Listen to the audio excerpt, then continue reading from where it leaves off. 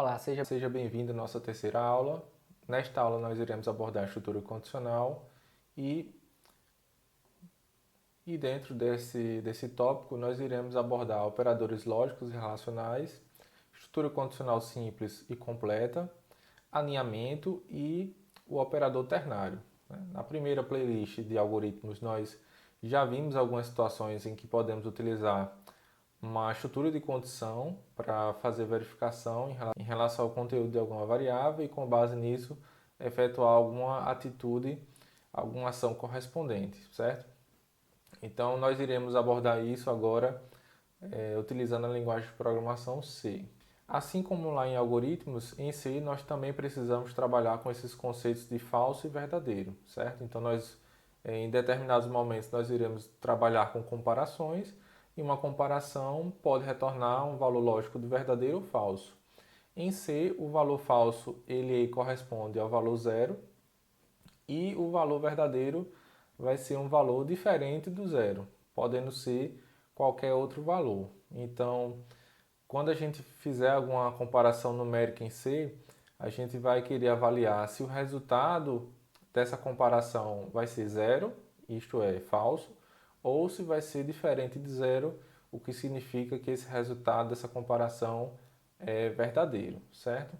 Assim como nós vimos em algoritmos e em diversas situações do cotidiano, nós temos alguns operadores que servem para comparar valores, certo? Então, nós já estamos habituados com operadores de maior, maior igual, menor, menor igual, certo? Em C, como a gente já utiliza o igual para fazer a atribuição, para fazer uma verificação de igualdade é necessário utilizar dois iguais e no caso da diferença devemos utilizar o exclamação igual, certo?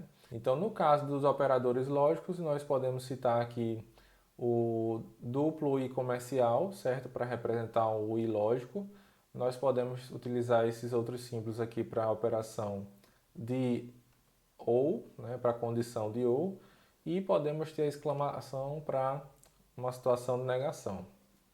Então a gente vai ver alguns exemplos em que podemos utilizar esses operadores, certo? Na matemática existe uma precedência em relação aos operadores, ou seja, quando a gente tem uma expressão com vários operadores numéricos, por exemplo, a multiplicação e a divisão devem ser efetuadas antes da soma e da subtração. No caso aqui da programação, específico da linguagem C ou de alguma outra linguagem de programação, existem aí nossos operadores lógico-aritméticos e, assim como na matemática, esses operadores também possuem uma precedência, né? Existe uma prioridade que deve ser obedecida para que as expressões sejam avaliadas ou computadas obedecendo a uma certa prioridade. Então, por exemplo, nós podemos utilizar os parênteses ou os colchetes para fornecer uma certa ordem, uma certa ordenação entre as operações, e a gente pode ter, por exemplo, outros operadores que vão possuir uma precedência maior, por exemplo, a negação, a gente pode ter o operador de incremento, outros operadores que a gente vai estudar mais à frente, certo?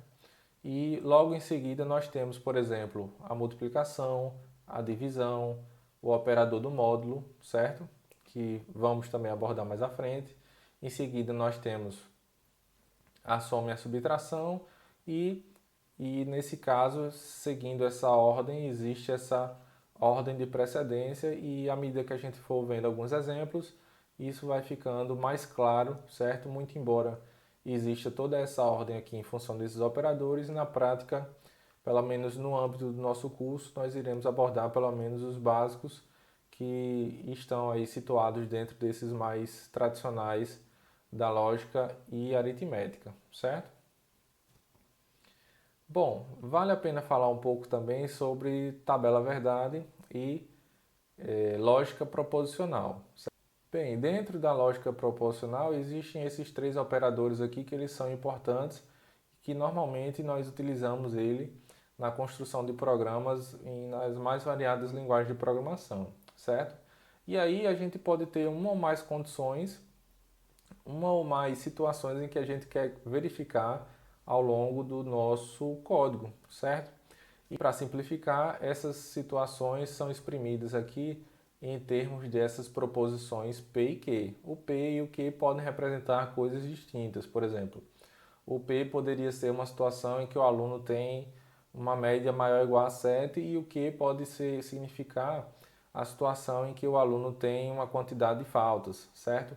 E a partir disso a gente pode fazer verificações em função das duas coisas.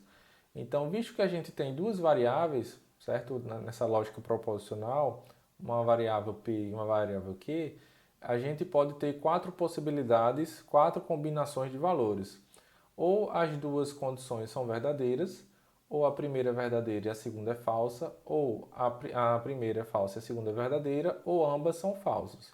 Então, com base nessas combinações de valores, a gente pode aplicar esses operadores de negação, certo? Representado por esse primeiro operador. A gente pode ter o ou a gente pode ter o i. E no caso da negação, por exemplo, tendo como base aqui a primeira proposição, quando a gente nega o valor da primeira proposição, onde antes a gente tinha verdadeiro se torna falso. Então aqui verdadeiro, falso. E aqui no fim a gente tem falso, falso, se torna verdadeiro e verdadeiro. No caso do operador ou, quando a gente tem uma coisa ou outra, para que a expressão inteira seja verdadeira, basta que apenas uma das proposições seja verdade. Bom, no primeiro caso, como as duas são verdadeiras, o ou tem como resultado verdade. Segundo caso, a gente tem pelo menos o P verdade, então o ou retorna verdade. E o terceiro caso, nós temos falso e verdade, e o resultado do ou é verdade. Ou seja, quando utilizamos esse operador de ou, o resultado da expressão final vai ser falso apenas quando ambas as proposições ou ambas as condições forem falsas.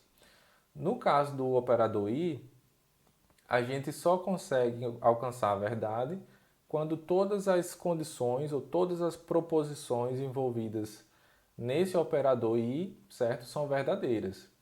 No primeiro caso, nós temos verdade, verdade, e o P e Q seria verdade. Nas demais situações, onde existe pelo menos um falso, tudo aqui vai retornar falso, né? Então aqui nós temos essa tabela verdade que pode ser usada para a gente exemplificar algumas situações. Então, naturalmente, vai ser necessário ler valores de entrada e a partir desses valores a gente pode querer comparar algumas situações em que vai ser necessário utilizar um ou, lógico, ou um i ou ainda uma negação, certo? E esses conceitos aqui da tabela verdade, eles podem ser úteis para a gente poder modelar o comportamento do nosso programa, certo? Então aqui a gente tem um exemplo bem simples para ilustrar um pouquinho esses operadores lógicos, certo? E relacionais.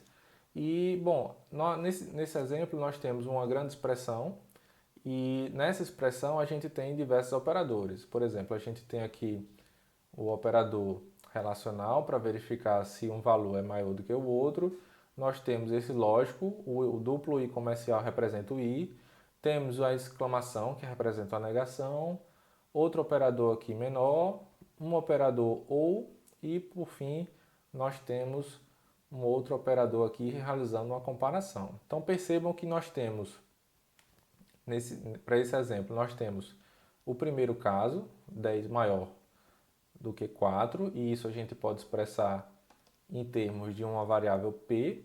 Nós temos outra situação, 10 menor do que 9, e por fim nós temos ainda uma outra situação que é o 3 menor ou igual a 4, certo?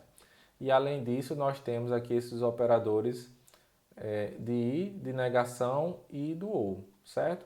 Então, por exemplo, essa comparação aqui, ela vai resultar em verdade, certo? Porque 10 é maior do que 4.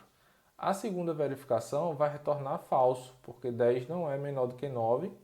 E no terceiro caso vai retornar verdadeiro, porque 3 é menor ou igual a 4, certo?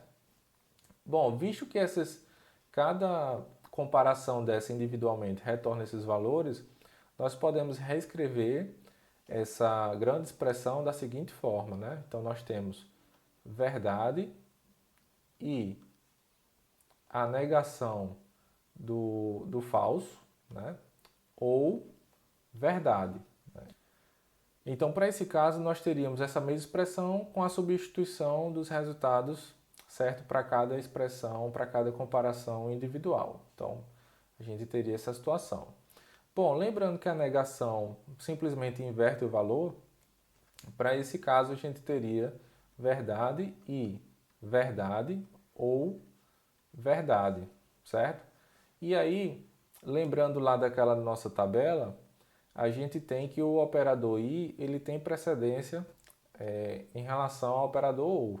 Então, primeiro vai ser analisado essa expressão aqui, certo? Então, nós temos que verdade e verdade, lembrando lá da nossa tabela verdade, quando a gente utiliza o conectivo i, essa expressão ela vai ser verdadeira quando as duas proposições forem verdade. Então, nesse caso, nós temos verdade e verdade, utilizando o conectivo i, isto aqui vai ser verdade ou verdade, certo?